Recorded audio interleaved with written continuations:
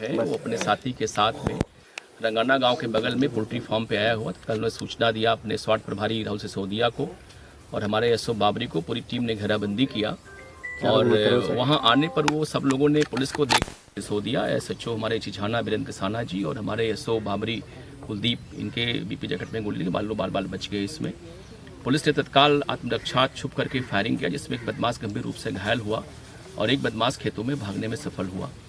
तत्काल हमारी पुलिस स्वयं भी अपने लोगों को उठा के सीएससी ऊन भिजवाई और जो घायल बदमाश था उसको उठा के लोगों ने सीएससी ऊन भिजवाया इलाज के लिए, जहां उसकी जेरे इलाज मौत हो गई है। जानकारी हुई कि वो बदमाश कुख्यात फुरकान पुत्र फैमू है और जिस पर लगभग 30 मुकदमे अभी हम लोग को ज्ञात हुए हैं और पहले से ही ये हमारे यहाँ 307 पुलिस मुठभेड़ और लूट में वांछित चल रहा था और इस पर जोड़ महोदय के द्वारा 1 लाख रुपये रिवार्ड घोषित किया गया था। आपको स्पष्ट कर दूं कि एक कन्विक्टेड अपराधी, इस 10 साल की सजा हो चुकी पहले से इसको, और ये 2014 में आपको ज्ञात ही होगा कि ये जो मुकीम काला गैंग था, फुरकान गैंग था, इन लोगों ने कैराना में कहर बरपा दिया था। इसमें 10 दिन के अंदर इन लोगों ने 3 व्यापारी की हत्या की गिरफ्तारी मांगने के चक्कर में और उसी के बाद कैराना से पलायन आरंभ हुआ था। इस मामले को बहुत ही जोर से उठाया गया था और इसके पश्चात माननीय मुख्यमंत्री महोदय जब सत्ता में आए तो उनको यहाँ आना पड़ा था। वो परिवार में गए भी थे और इसके बाद पलायन यहाँ रुका था। एक बड़ा अपराधी हमारे जनपद में रुका बचा हुआ था ये। इसके पास से मौके पर एक कार्बाइन 9 mm बरामद हुई है और एक पिस्टल 9 mm की है। करीब 20-22 जिंदा कारतूस है, करीब 15 खोखा कारतूस इसके पास से है। एक बाइक बरामद हुई है और वो बाइक जो है जिस पे नंबर प्लेट नहीं है। तो एक बड़ा कुख्यात अपराधी है और आपको बता दूं कि 13 अगस्त को ये सरेआम कैराना के चौक बाजार जाकर के इसने विनोद नाम के व्यापारी को गोली मारी, जिसकी मौत हो गई थी और तब से ही इसमें पलायन आरंभ हुआ था।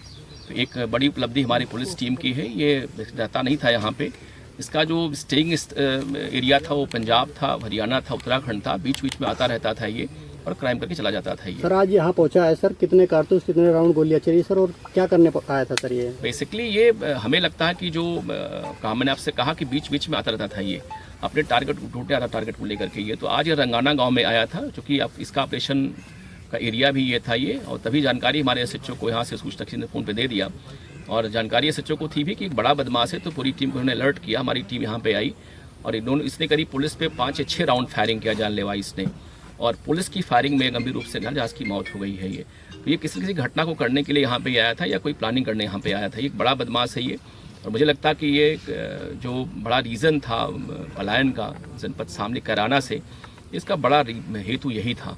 क्या सर कोई पुलिसकर्मी को किसी प्रकार की हानि? जी बिल्कुल, हमारा एक मुख्य आरक्षी है स्वाट का हरविंदर, वो गंभीर रूप से घायल है, उसके पेट में गोली लगी है लेकिन इसमें एडमिट है अस्पताल में, वो ठीक चल रहा है। और इसकी फायरिंग में हमारे 3 जो है 2 एसएचओ बाबरी और रिझाना प्रभारी स्वाट बाल बच्चे, उनकी बीपी जैकेट गोली लगी हुई है इनके और शेष तो हमारे यहाँ ठीक है। अभी डिटेल हम करके आपको और इसमें बताएंगे। किसी मामले में इसको शायद सजा भी हुई थी कोर्ट के? जी बिल्कुल, मैंने बताया आपको कि ये ऑलरेडी ये कन्विक्टेड अपराधी है, ये इसको 10 साल सजा कोर्ट से हो चुकी है ये। इसके बावजूद भी ये माननीय उच्च न्यायालय से ये जमानत में बाहर घूम रहा था और ये मैंने कहा घूमने बल्कि वांछित था और 1 लाख रुपये का रिवार्ड पहले से घोषित था इसके ऊपर। तो ये पूरा हरियाणा, पंजाब और उत्तराखंड में घूम के रहता था, केवल अपराध करने कैराना के आसपास से आता था ये और रात में आया चला गया। इवन जिसके घर में घटनाएं हुई थी, जो लोग पलायन किए थे, उनके बच्चे भी इससे डरते थे। उन लोगों ने कई बार कहा कि साहब रात में हमको सपना आता कि वो बदमाश आएगा, हमारे फादर को, डैडी को मार देगा वो। तो इस तरह से इसका बड़ा आतंक था इस वेस्टर्न यूपी मुख्यतः कैराना एरिया में और हमें लगता है कि इसके मृत्यु होने से अब काफ़ी सकून लोग करेंगे। ठीक।